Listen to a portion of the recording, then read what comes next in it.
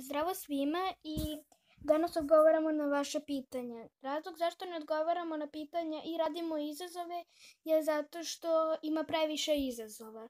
Tako da hajde da krenemo. Koliko godina imaš? Imam 10 godina. Omiljena BFF Dunja. Koliko prijatelja imaš? Ne znam. Ako se zovem se Teodora. Gde živiš? Živim u Srbiji. Koliko dugo nameravaš da snimaš? Ne znam. Koliko imaš videa? Ne znam.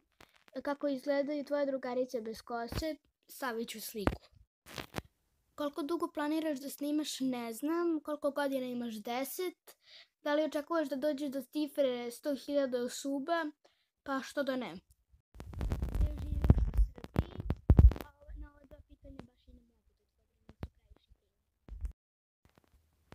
Koliko imaš godina? 10. Da li imaš dečka ili simpatiju? Imam simpatiju, a previše sam mala da bi imala dečka. Zašto ne čuješ sa svojim klipovima? Zašto to nije lepo? Da li bi se odrekla YouTube-a zbog nečega? Bi. Omiljeni lik iz Naruto Hinata, omiljeni strani YouTuber Anti-Gacha Spirit.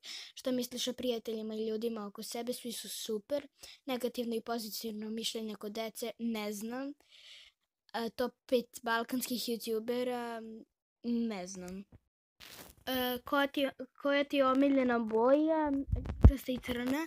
Koliko imaš godina? 10. Hoćeš li napraviti jedan vid sa mnom? Možda. Koji su ti omiljeni youtuberi? Najbolja braća iz Gacha Girl. Koje su tvoje BFF Dunja Ban?